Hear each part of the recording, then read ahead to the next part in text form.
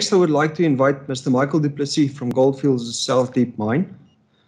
He will present the Big Bang Theory. Can we please give Michael a round of applause? Thank you. I'd just like to reiterate that I'm not going to be available for the panel discussion. Perhaps don't say thank you yet. So there was a lot of thank yous this morning. I think I'll probably start off with the apology, because maybe I'll be insulting you in this session. Not aimed at an individual, maybe incompetence, us not understanding, not asking the question why. But again, I think we're all here, we're all passionate, and we want to learn from these experiences. So I'll be sharing a bit of the Big Bang Theory. So the intent of the presentation was to share learnings from major structurally driven instabilities. And like Peter said this morning, maybe instability is the wrong word. And actually, listening to that, I tend to agree. It's probably more failure driven. So it's the failure of us educating people. It's the failure of us not understanding, asking the question why. I think we heard the question about understanding mechanism. Mechanism drives behavior. Behavior drives design. So it's our inability to understand that. It's probably also our inability to properly train people. So these days you have a person with a 3 or 4 year degree. Another 3 years later, he gets a rock engineering certificate. He becomes an underground auditor. He measures support compliance. So maybe that's part of our failures. So I'll be sharing a bit of this as well. Shane, I hope you're still online, because I think you can also probably gain from this experience as well. So as Shane mentioned, what do we typically train our platinum strata controllers and rock engineers? We say there's a low angle structure, there's a prominent joint, mostly steeply dipping. When they intersect, we get these key block failures. And then when it really becomes problematic, we have the presence of these potential unstable contacts, triplets, duplets, chrome stringers, and so on. So this is what we train our people. However, if you go to many of these instability sites, and I've been to many, so over the past 15 years, I was very fortunate to be sort of involved with a lot of instabilities across the western and eastern bushveld. A lot of failures that happen in other areas, so I was very fortunate to be exposed to those, and we learn from these.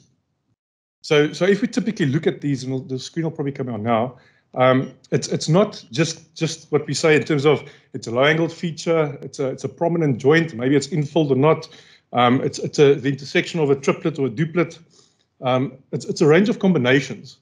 So in this case, yes, there was instability, and instability was early identified through visual observation, because remember that's also part of our tools we have underground, and we saw this opening of joints.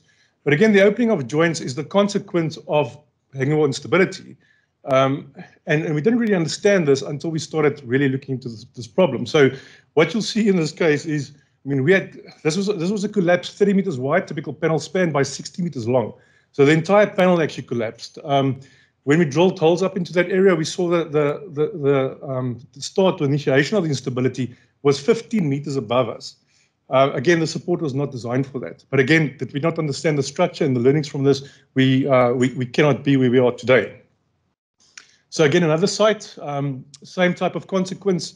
And I think Rian spoke about how we instrument, and we sort of have these instruments that can pre-warn of instability. In most cases, they're only installed when we already start seeing signs. So again, we see opening of joints, potential bedding separation. We have these instruments installed, and there were other signs. For example, this photograph on the right-hand side, this was a non-yield pillar which started fracturing. So that was a trigger which indicated that something was happening. We essentially started experiencing beam bending, so it induced high compressional stresses in the edge of the pillar, created the fracturing. But again, people kept on walking past there, the rock engineer, the strata control officer, not seeing this. Subsequent to this, we saw joints opening, and we said there's potential instability. Again, this fuller ground over here, 5 meters high, panels width, 30 meter by 30 meter length. So again, everything I'm sharing here in terms of large-scale instabilities, this is panel scale. This could have all resulted in multiple fatalities. So I think Rian spoke about the major unwanted events. This is what we want to avoid. So we need to put critical controls in place to prevent all these things. But again, it also refers back to our learnings and how we share these learnings.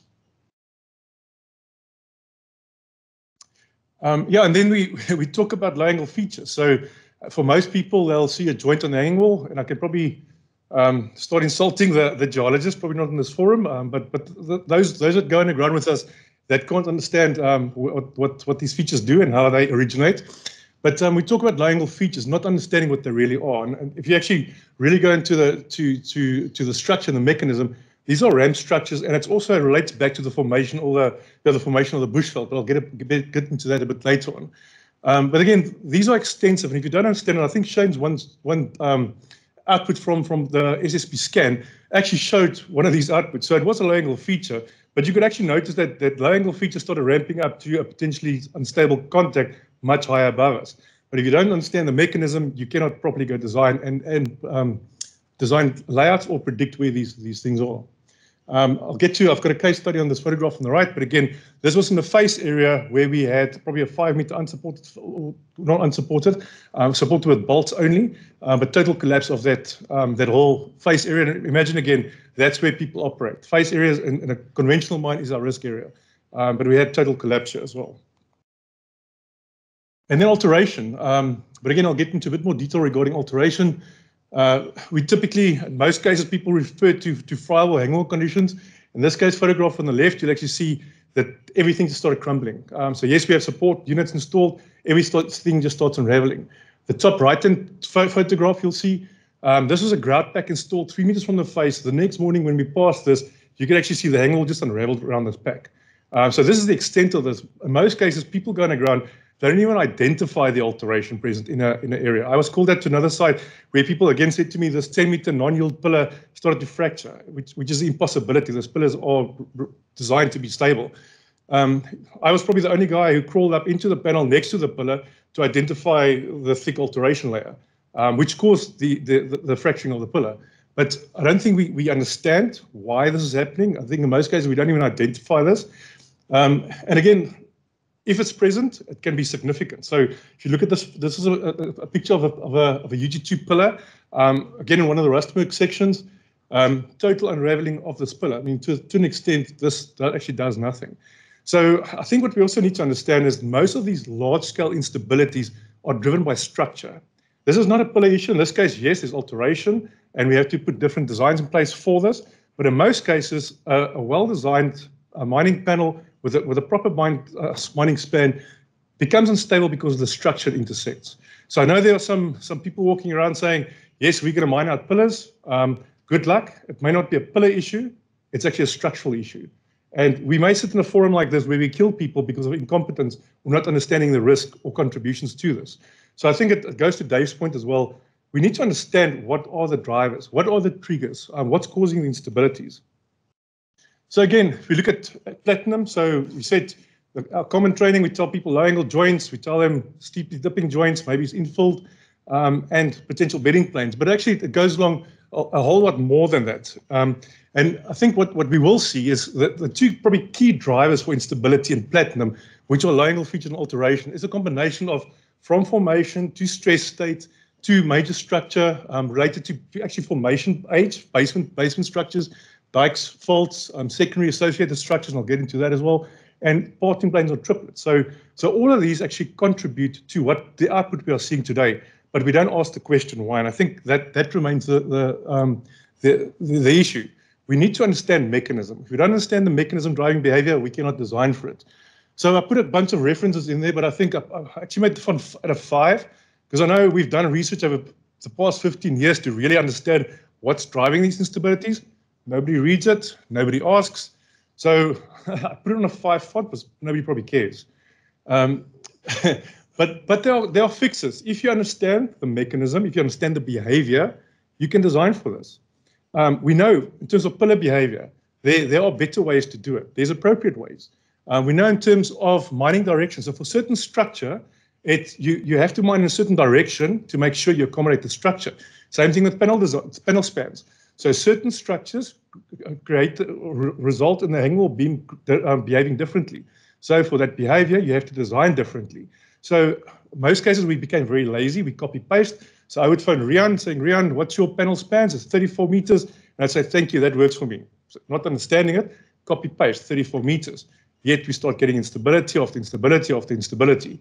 And nobody really goes to the site. So I know one of Shane's colleagues, I was called out to the site to go to assist him about 2 years ago. And the same thing happened. So I walked down this raise, I could identify the triggers. And I said to him, probably on the left-hand side, we have instability about 50 meters from here. He said, how the hell do you know that? But again, I was fortunate to be exposed to all these different instability sites. So I'm trying to see the triggers. And again, my question to him was, but what are you doing differently? Don't you guys investigate this? What's your strategy? And his comment was, yeah, we barricade off with my next door. And that remains a problem. Many rock engineers get called out to a site, and they would identify a structure, but they only go to the one side. They only visit the panel next door, or to the left or to the right. And this has, for example, in the good old criminal Aquarius days, resulted in a 5-man fatality. Because the guys identified the structure in one panel, never went next door to look at the potential consequence which was lying ahead of us. So I think that's where we need to get to, is what's the whys? Gold, probably the same thing. So we think about gold mining, it's deep, it's stress. We rock bursts are in our faces every single day. We say there's structure faults and dikes, fractures. We know we get enclosure. A photograph on the left-hand side actually shows total closure of a timber pack just being squeezed between hanging wall and footwall. And we also get deformation. So this photograph is not seismic damage on the right, it's actually deformation of an excavation. But if you go to these instability sites, there, again, you see certain triggers. So what's present in your phase? I try to highlight the similarities in the next couple of slides. So in this case, you see a quartz vein, you see a bedding plane at the bottom right. We were approaching a fault. Again, total excavation instability. So we had this burst event and failure of support. So you actually see the support dangling alongside as well. But in most cases, what does the rock engineer do? I go to the site, seismic damage, let's rehab, we mine on. We don't actually look at the detail. And then, because I always thought, look, I always have an opinion about geologists, but I was introduced to seismology, or detailed seismology over the past 2 years. And I think seismologists are probably way up, probably even beyond the level of disrespect I have for geologists. So typically a seismologist would post an event, tell you, let me assess the failure you had. So in this case, they were approaching this fault structure.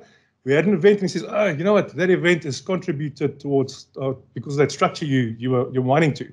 So they do these nice moment tensors, and he relates the output to the structure, because they don't go underground, because they don't assess, they don't ask the question why, they don't understand the mechanism, and they get this wrong. So if we get this wrong, we cannot design for this.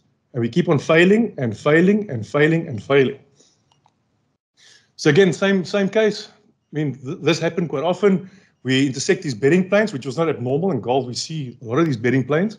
And we kept on having seismic damage on that bedding plane or just below the bedding plane, resulting in significant damage. So again, before they can go mine, they go rehabilitate all these excavations. Again, time delays, and we never ask the question why. So this becomes common norm. We go back tomorrow, same thing happens over and over and over again. This event, magnitude 2.2 on the left, I try to indicate the excavation in the center, around there. Again, we intersected a prominent bedding plane, also a steeply dipping joint.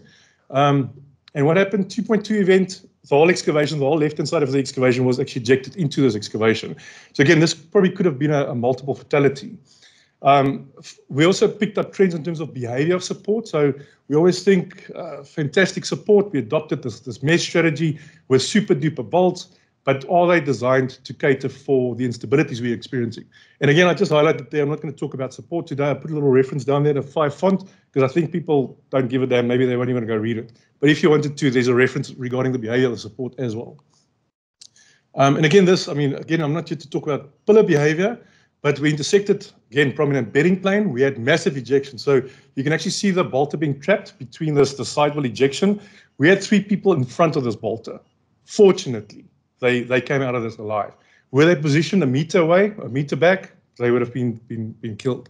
Right inside, same thing happened, total ejection of the sidewall across the excavation over a 20-meter length.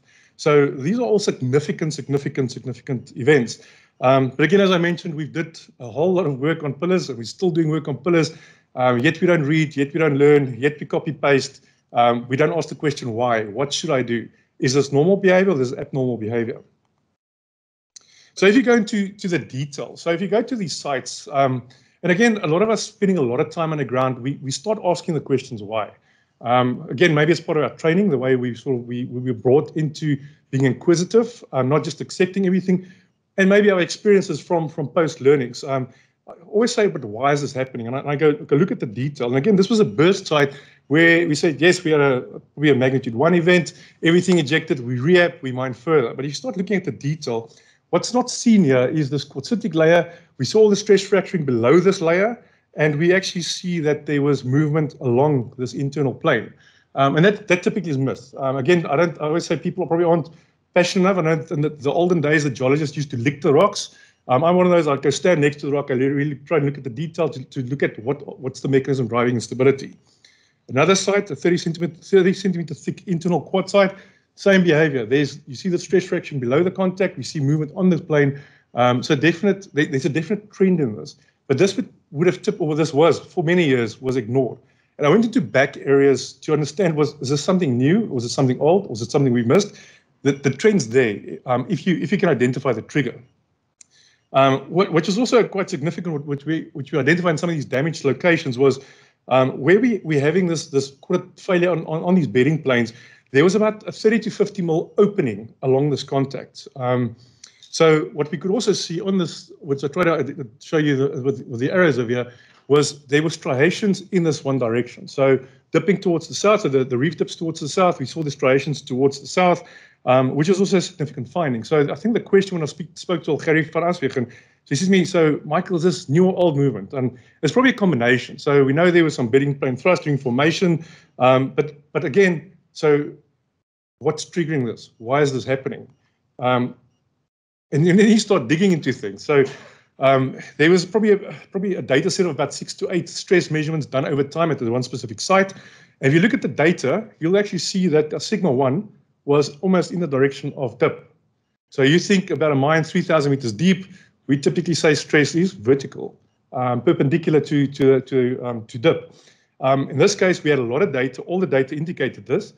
And then there was persons doing work on this operation around 2012. Some of them colleagues of people sitting in this room, and they just said, this does not make sense to me. Although the data was validated by a person like Dick Stacey, they said, this doesn't make sense, so take this, scrap it, chuck it away in a basket, until we started digging. Because to me, it was, I need to understand the mechanism.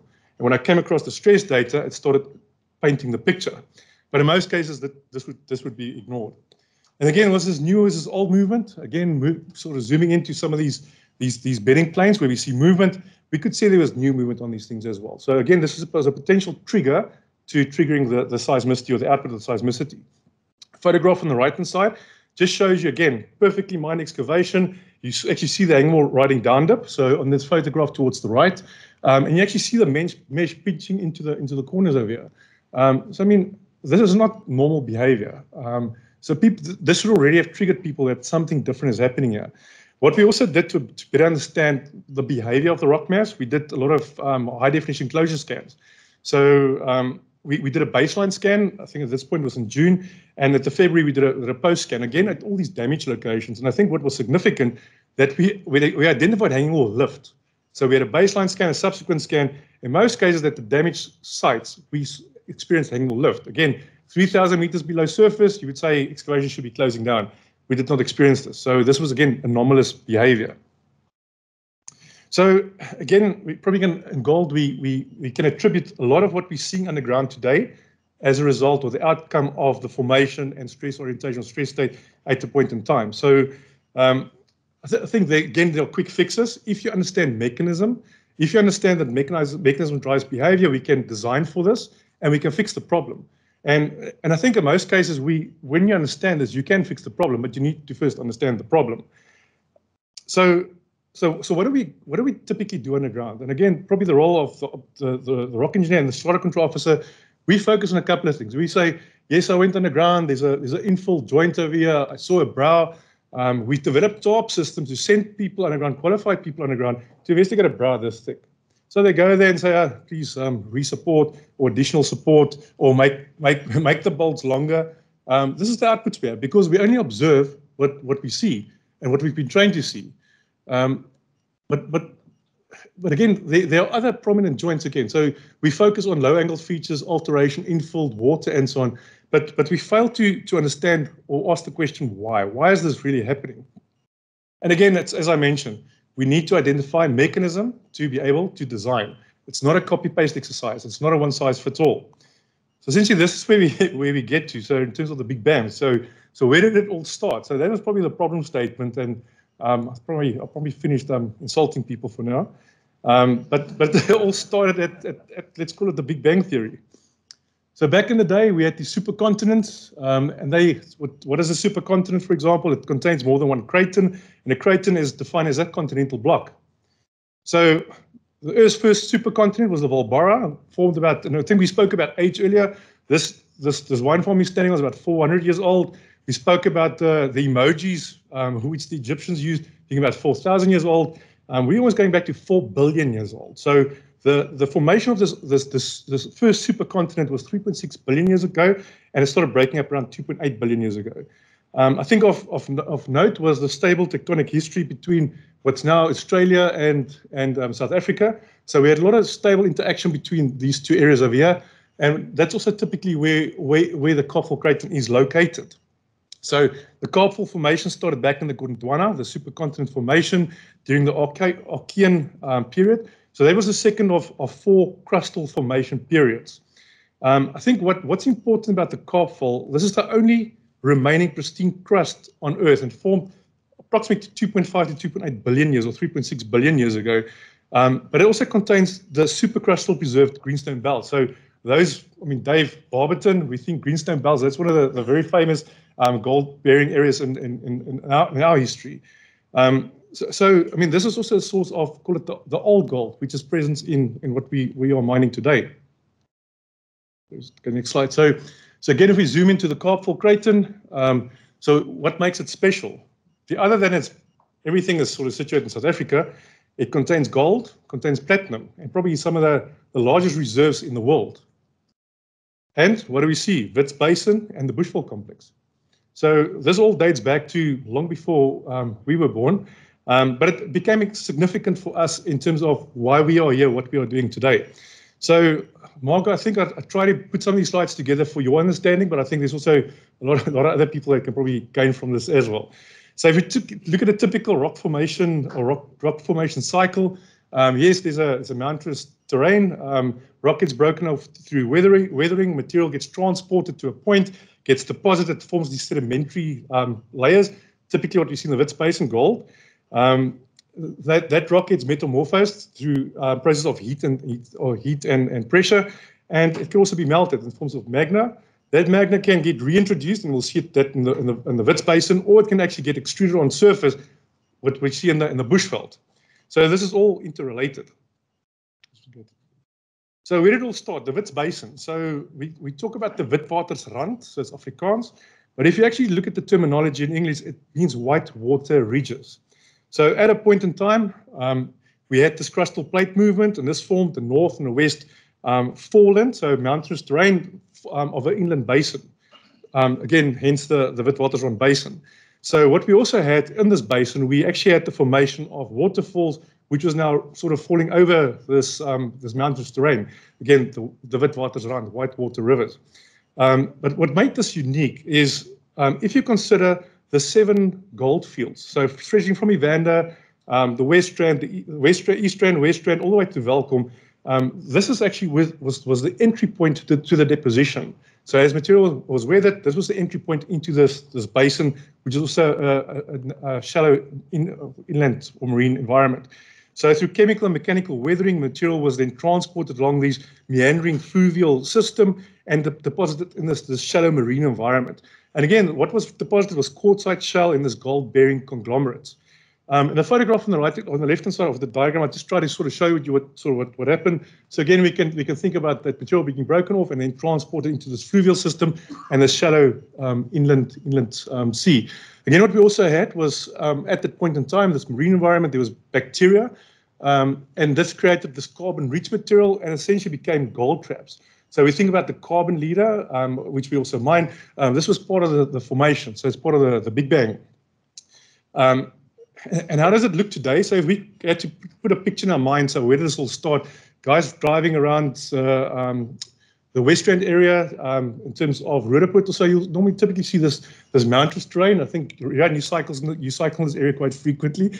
But this is probably what it looked like, and we had these entry channels, and you had rock being broken down and transported into this.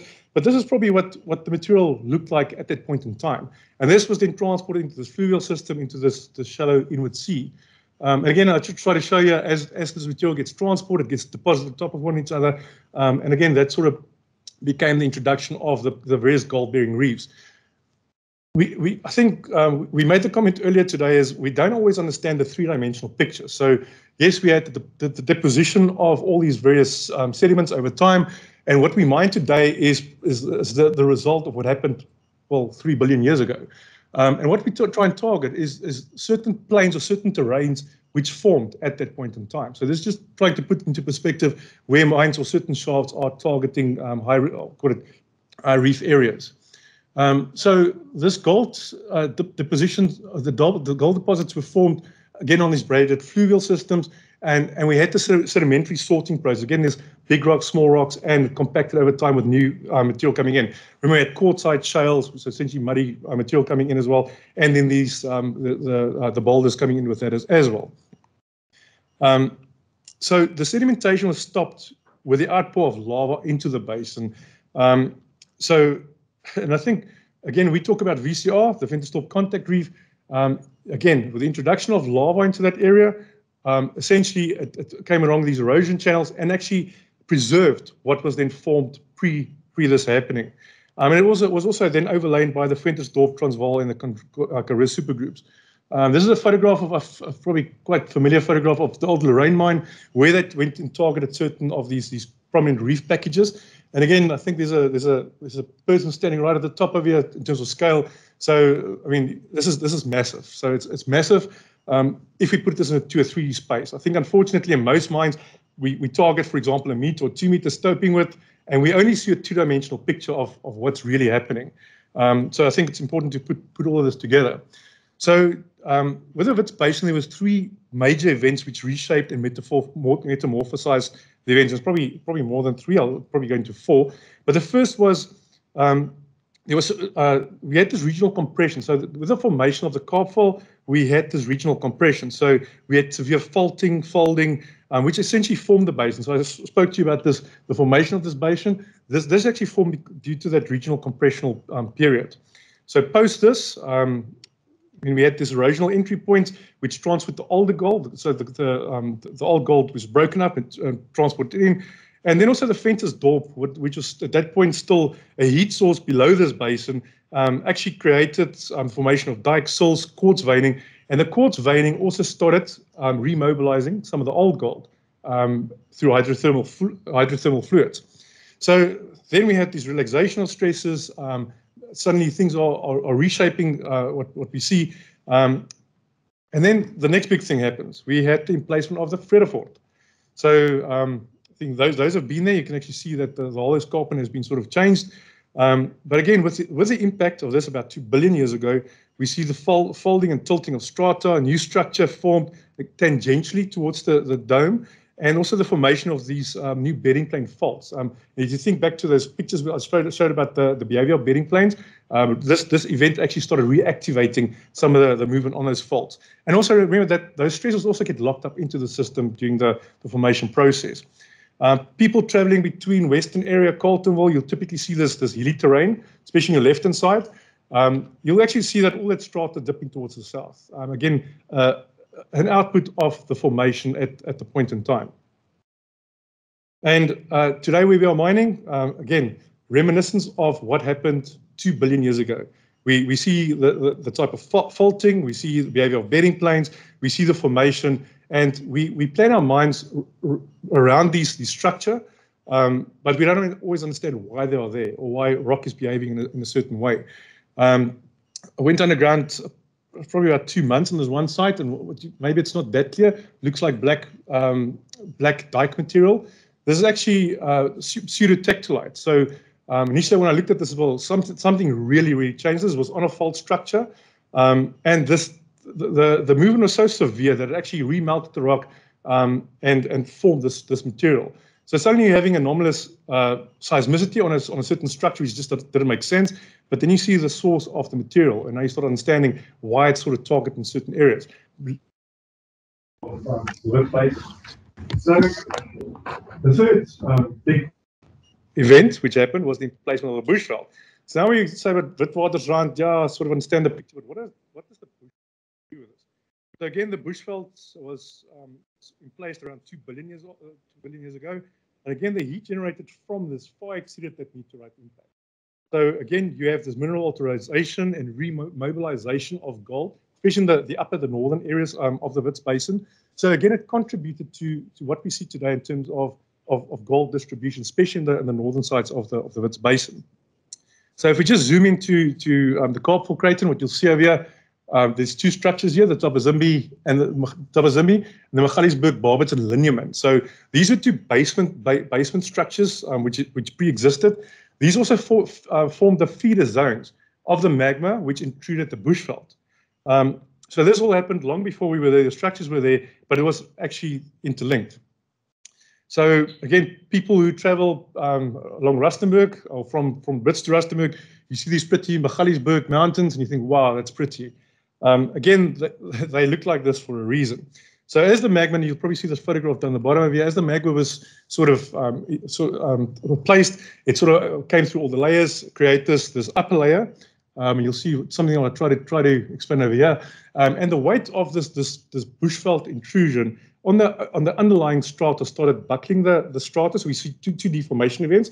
You get this buckling effect, then it actually snapped through these layers, and then as these layers then sank into the center of the bushveld complex, they slid in under gravity. So that was a second deformation event. The first, we had the snap, sort of outward movement. The second was a second deformation movement as they slide into the bushveld. And again, photograph of the Magaliesberg, in this case dipping towards the north, and then all those layers, the pre-existing layers, which was actually broken down, dipping in the same direction. So again, this all dates back, what we see today all dates back to formation period. I think we sometimes discard or we take stress orientation for granted.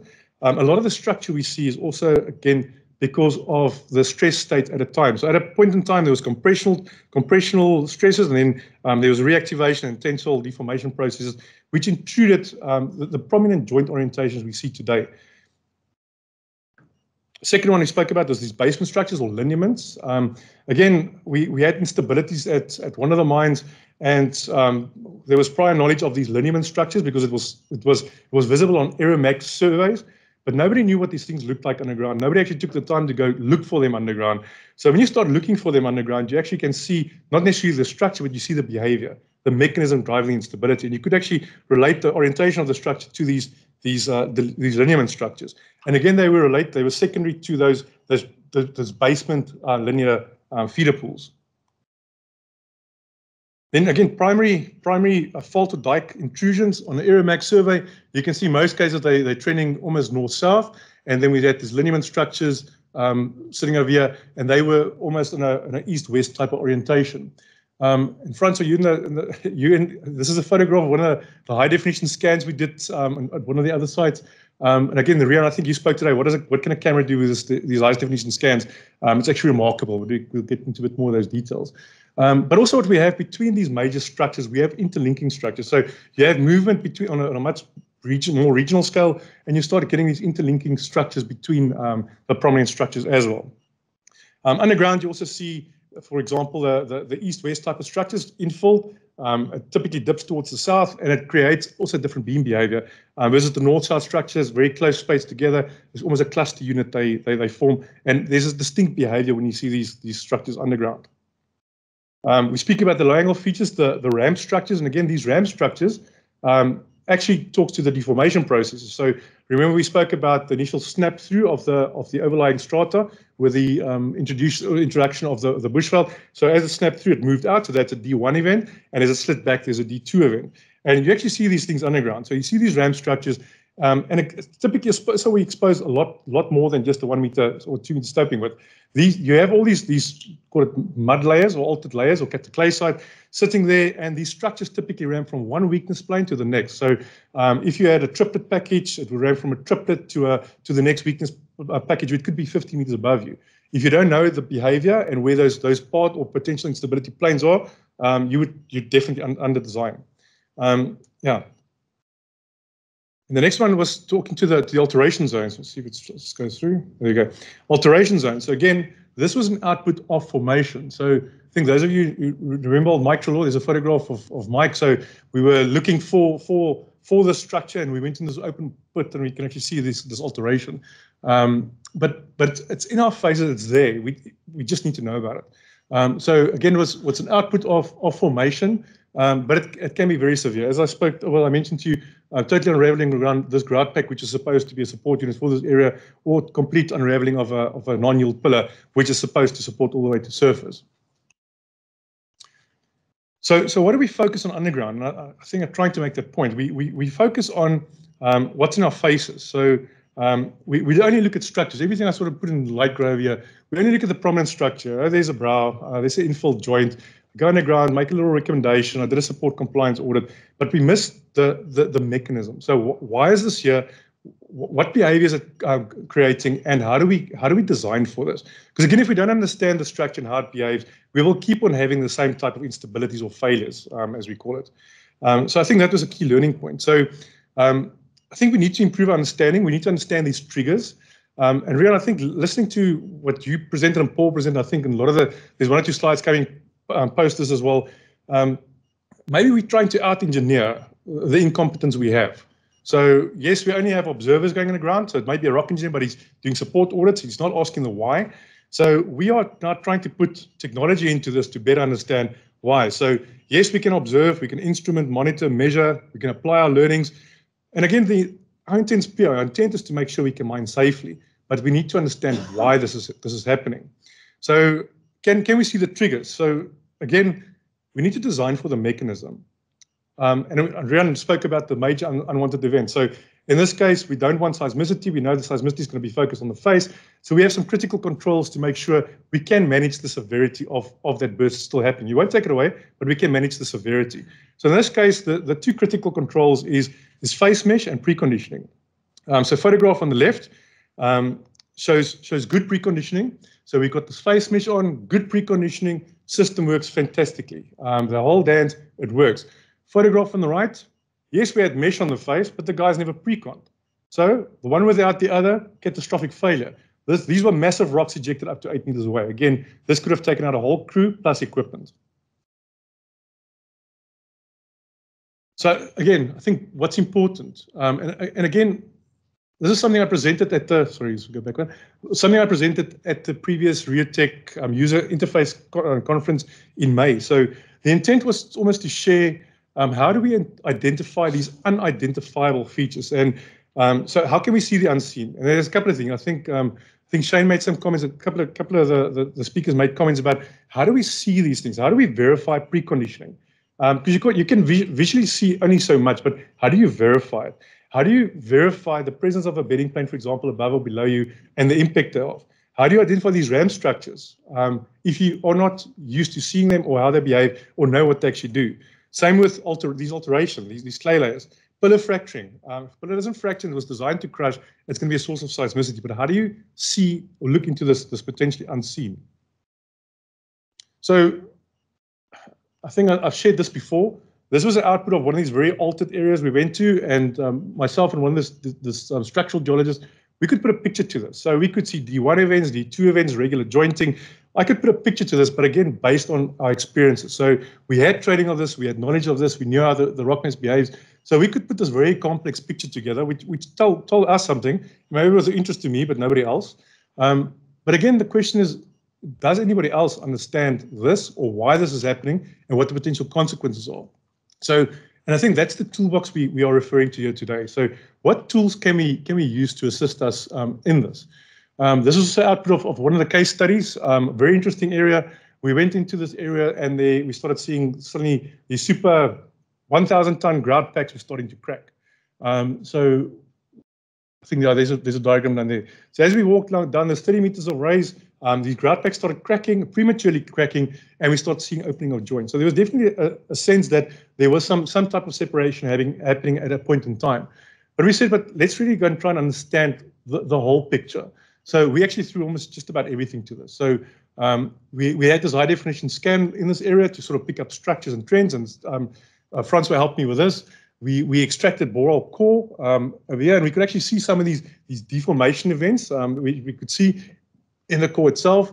We drilled borehole holes. We could actually see alteration in the hole, separation in the hole, and we could also see separation down here. So I think what I tried to put together here was also the whole picture. So we went in there, we remapped all the geology. This area was mapped by geologists, and when I overlay their mapping versus our mapping, was chalk and cheese. Hence my comment about geologists. So we went in here, we remapped everything, and we could, based on the learnings from the scan, from the borehole information, the core we extracted, and the observations, put together this diagram. We also used an SSP, so we could scan the information, we could interpret the information, but we could put together this whole three-dimensional picture to make sense of this. Again, this is probably not what you can apply at every single place. I don't see this as being routine outputs, but this was to understand what was causing instability. Are there triggers? Are there trends? What can we learn from this? Another case study, again, I think I make reference to this. We had a fall of ground in this area, and I think at the point in time, that was around the 2017 AfriRock conference. So I was a big disbeliever of GPR. We've tried it. We couldn't see any detail. And I was having a glass of wine with Roger, and he said to me, I mean, through Angler Platts, we've redeveloped GPR technologies. We came up with this, and Margot was just newly introduced to me. She said, can I please just come do some scans? I said, Margot, come. If you can I'll show you the structure. If you can scan this, I'll buy a unit. So we all had a whole day of scanning, but this is one of the very interesting ones. So we had this fall of ground in the face. Again, this area is barricade, abandoned. Fall of ground in the face. We see a structure running essentially along parallel with the face. We see a ramp structure ramping up over here. So that was the consequence of the structure. So what I wanted to understand is, so we've mined through this piece of ground for the past, call it 30 meters. Were there any trends pre this? So we went into the back area, we sort of crawled up this one area. So right at the top of the panel, this is about 30 meters up, we saw, yes, there's ramp structure here, but the rest of the hanging wall looked like this. It was perfectly intact. Yes, you could see some jointing, but you couldn't see trends on this. So Margot, on that day, sort of she held the tablet. Now I showed her consequence. So these falls of ground, what happens to these ramp structures, and we sort of showed her what we can see on the trends. And we went in this area and we scanned this area. So Margot was holding this tablet, and we scanned about a 20-meter area. And what we started to see is this ramp structure coming up as we started scanning down. And then we had this massive noise here, this alteration. And we had evidence of the alteration. We knew it's there, to a point where Margot said, we need to get out of here now. Because I could show her the consequence, and I could show her in the scan what we were seeing. And then even she, which was new to this environment, said, wow, now I'm a believer. And it also convinced me that there's technology out there that can actually assist us. So you don't necessarily need a trained eye to see the structure, but you can see the outputs. Again, interpreting this type of data, very, very difficult. I mean, I think you'll probably look at that and say, but how the hell did I interpret this? So a lot of wine, you probably need to sit there over a couple of days. So it's not always that easy, but it's also things we are busy with Riotech to almost develop these AI that triggers. So it almost does auto picking for you as well. And the third one is a case study. So Heine and myself are doing quite a lot of work on preconditioning. Can we scan it? Can we verify it? Can we get beyond it's an observational thing, good or bad? It's open for discussion or interpretation, and we end up with consequence where we have these massive burst events. So typically, to validate preconditioning, we'll have a visual process so we can observe it. There's a seismic signature. So work we've done on this, we've defined as a seismogenic zone. We can actually see a seismic signature which shows good versus bad precon, but again, it's very reactive, and it's something you see over a long period. And the third was to sort of scan this. So I and myself have done some scans. This is not the updated scans we were working on, but again, it was there to sort of to present on the concept. And there's a signature. We can actually scan good versus bad precon. I think the challenges we have with this, and again, Dave, this is an old photograph. There's mesh on these faces now. So again, some of the challenges. Now we have mesh on the face. So can we scan over mesh? And I think some of the results we've done over the past 3 weeks, we can scan through the mesh. So this was always a big limitation. I think, Paul, you guys also did a lot of work on this. The technology has evolved. We can scan over mesh, and I think that's one of the good things. The second one, also remember this mesh is protruding from the face, bolt top protruding, so it becomes challenging to scan. It's still a handheld application, so I think of excavation probably as the size of this. It's a 5x5 or 6x6 type excavation. I can only scan where I can reach, maybe 1.5 meters high. So I'm only getting a snapshot of what I can reach. So there's a bit of a limitation there. And again, the interpretation is person dependent. So if you don't know what you're looking at, it becomes a problem. So we're doing a lot of further development of this. We want to see, can we mechanize this? Can we put this onto bolters, for example? Can we develop the triggers? So if the operator in the bolter sort of does the scan, is there a good or a yes or no, a good or a bad? So we need to empower that through technology as well. So there's a lot of development happening in this. And I think to conclude, and I think that's probably going to happen over a lot of glasses of wine or beer tonight, and why these sessions are very important for us. So I think we all spoke about where we want to go in future. I think Rian spoke about it, Paul spoke about it, Shane spoke about it. We all have a vision. So maybe it is to out-engineer incompetence, or maybe not miners being trained anymore. What is good boring versus poor boring, or rock engineer not being able to identify structure. So I think we're throwing this basket of applications. Again, it's not a fit for all, but I think we want to get to this point. Can we integrate data? Can we have scans in 3 dimensions? Can we have Francois scanner integrated with us? Can we do thermal scans? And I think we spoke about it. Can we incorporate thermal scannings? Because thermal scannings indicates hot versus cold, loose versus intact rock as well. So we can throw these things together. We spoke about technology out there, where you can actually include joint data, which will tell you potential key block, potential stable, good versus bad. So I think the intention, again, is let's create this toolbox of the future, integrated, which will enable both miners, mining engineers, rock engineers, to be able to see the 3-dimensional picture. Again, it may not be a one-size-fits-all, but I think we need to push in this direction. I think we've been pushing not hard enough, but fortunately, and I think there's a lot of people in this audience that's doing a lot of work to make sure this happens. Through Yanni, you at the university, I think about Riotech, think about Francois, Rian, you guys are Anglo-American. If we don't keep on pushing, we will never get to the next best level. Yeah, so that's me in conclusion. Thank you.